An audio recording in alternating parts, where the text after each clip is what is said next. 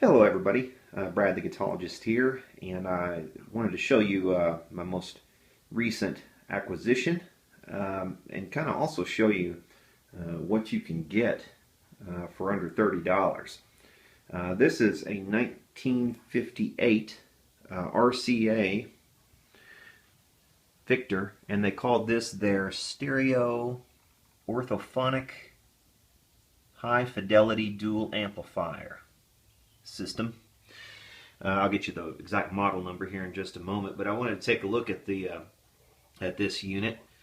Paid $29 for this at an auction here locally in Louisville. Obviously some cat or something has gotten after this over the years. They had another hi-fi stereo at this auction from the 1960s. That was a Magnavox, and it would have been a nice one as well, except the cat had really gone after the speaker grill on that one for some reason. I guess it was a little tougher speaker grill, or there was some catnip or something somebody hid in there.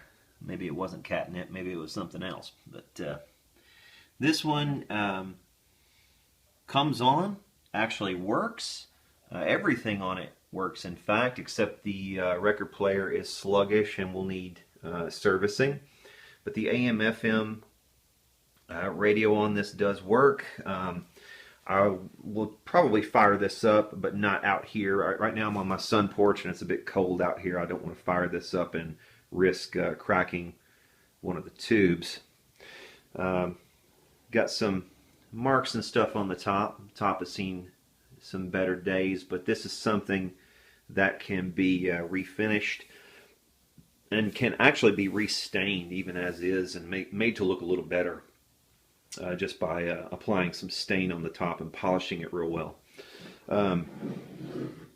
Here is the turntable. I'm not sure who made this turntable.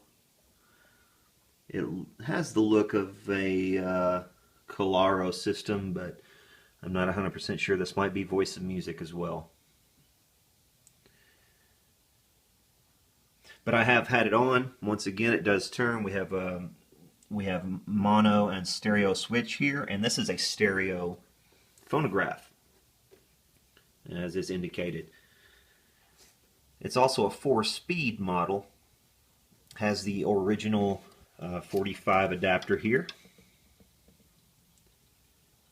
So this ought to be a pretty nice system. Let's take a look in the back. Here's the back of the unit. You'll have to excuse all of the other mess. Again, we're out here on the sun porch, and this is kind of become a catch-all for some stuff. But here's the back of the unit. It's covered with a cloth-type material over a board, and it's easy enough to take off. You just push down on a couple of these little clips, and the whole back comes down. You see here we have some ventilation opposite the amplifier.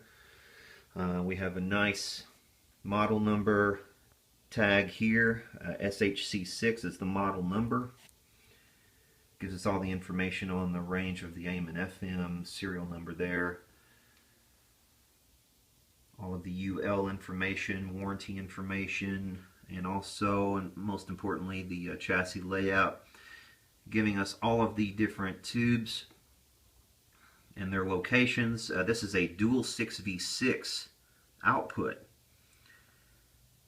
A couple of 6CG7s in there, some 6AU6, 6AV6, all the usual suspects for an amplifier of this type, a 6X8.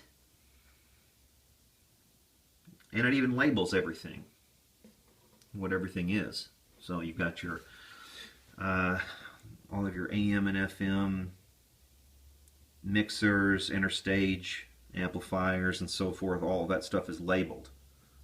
So that's really nice to have all that stuff labeled. We also have a tuning eye. I didn't point that out on the front of the chassis, but we have a tuning eye there as well. Magic eye. Some more information. There's a stamp down here on the cabinet. And let's go ahead and pull this completely out, and we'll get a look at the speakers. Very nice speakers, RCA labeled, and they have a date code of 1958, 34th week. And they are 274. All of them are, in fact. We got a couple of tweeters here in the middle, and stereo 12-inch woofers. Here's the bottom of the record player unit, which again we will get a better look at some point here, as we will definitely need to service that. And we will probably also look at the inside of this amplifier and do some servicing on it as well. It all does work, but you know how stuff from 1958 is. We're going to probably need to open it up and do some replacement caps and so forth on it. Decent sized power transformer there.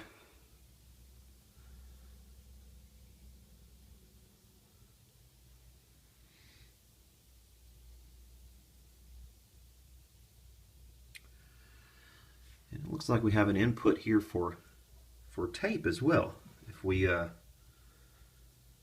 want it. There's an auxiliary input, so that's nice.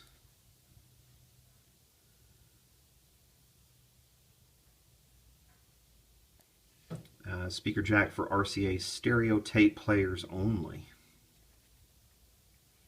I don't know if that's a fear factor thing or if it really has to be RCA for some crazy reason.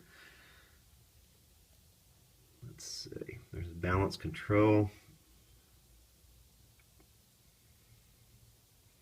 But yeah, I mean, kind of hard to shake a stick at this unit, especially for the amount I paid for it. I mean, $30 or $29. I mean, it's almost criminal. I felt like I was ripping somebody off just taking it away. This thing came out of an old farmhouse here locally in Louisville. This was one of the kinds of places that there was an interstate, or not an interstate, but a freeway that was built close by, and you could just tell that the farmhouse had been there much, much longer than the freeway. And all the encroaching civilization around it looked like it had just kind of boxed this place in, you know, and it was a relic of the 50s, just set back off the road in a place that didn't kind of belong anymore. Very much like this unit itself. It's finding itself in the 21st century. I'm filming this thing on an iPhone with more technology crammed inside of it than we sent with the guys to the moon.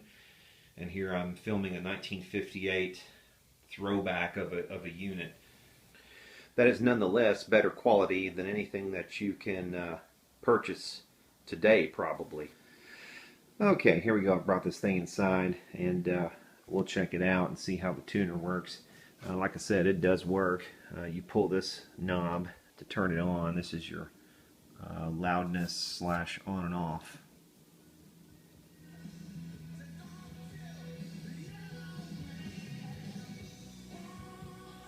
Here's your tuner. Right now we're on FM.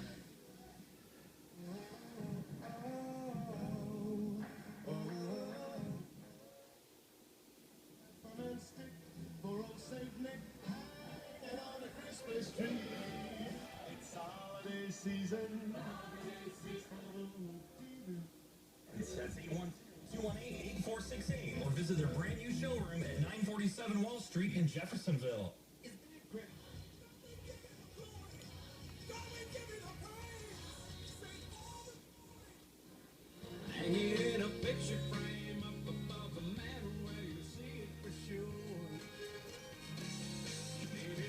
These controls are pretty dirty. See there? I don't want a copyright strike over that crap, for sure. What a shame that would be.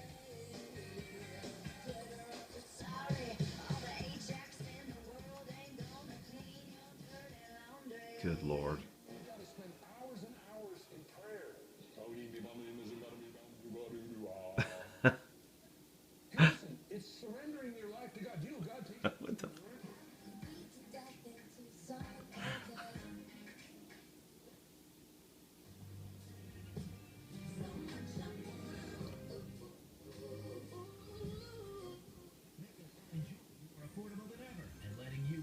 she wants and still stay in budget. How about a $3,000 vintage ring or rose gold diamond bangle? Or maybe a pair of diamond hoop earrings for only... Remember everything when we were the children painted this way.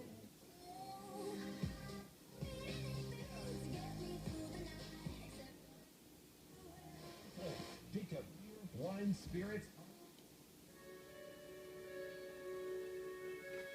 It just ain't good enough to be standing on one leg.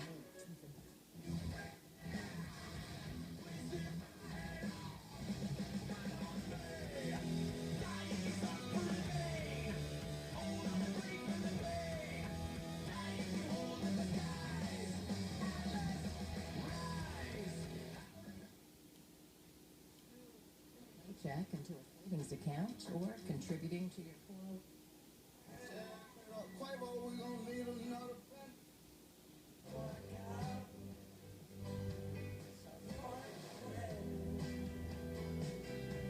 My dear sweet nothing, let's start anew.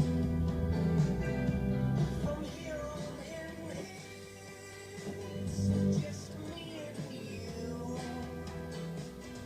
I waited for something.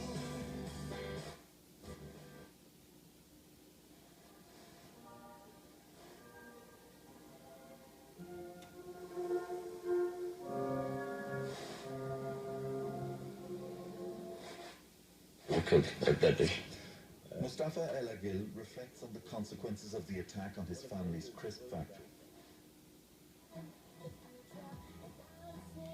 Who attacks a crisp factory?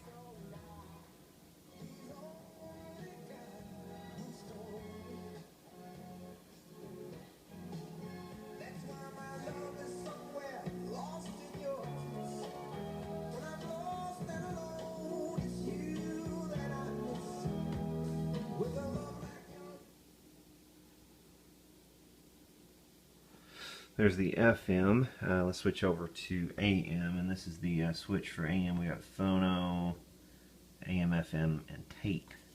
Oops. That was a little bit loud.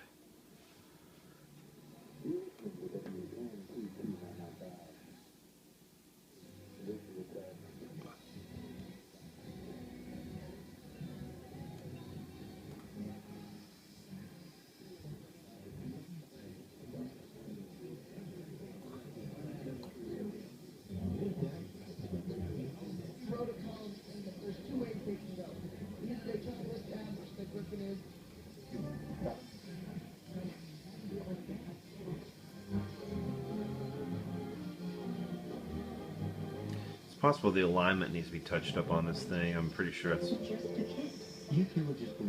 definitely needs a recap. I can tell by some of these controls are dirty, but I can tell by the bass it sometimes gets that whoosh whoosh whoosh sound, and if one cap is bad in this thing, there's probably more. On Fox. Success that Andy Reid, earlier we mentioned the success Alex Smith has had against the Raiders, but Andy Reid is 6-1 against these Raiders as head coach of the Chiefs, 3-0 here at Arrowhead. But Alex couldn't overcome that delay of game penalty that bumped him back 5 after the short game with Tyreek Hill. And the 7th consecutive season that Dane will join us in sunny Florida for the Buffalo high of 22. News 95.5 at AM 750 WUS. And at the court, that isn't criminal. I mean, that isn't a fine or, you suspend a guy for a game. But what it does is it gives you a moment. And you'll get a special 15% discount.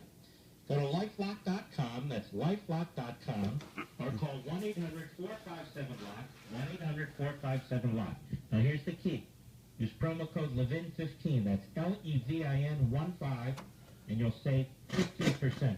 The offer ends December 31st. You got some dirty sockets here too. So don't forget. 1-800-457-LOCK, 1-800-457-LOCK, promo code LEVIN15.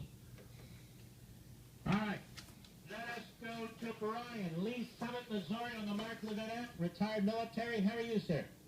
Mark, how are you doing tonight, man? Very, very well, thanks.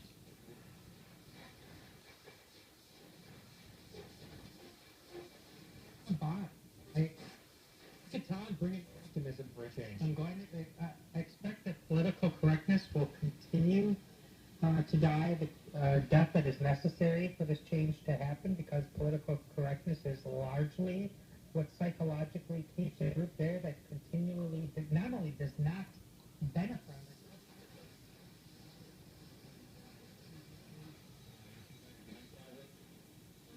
Somebody with at least like Romney, in order to maintain, you know, any semblance of credibility, and really so many of the people that we would prefer, or that even that conservatives would prefer, aren't necessarily going to want that job.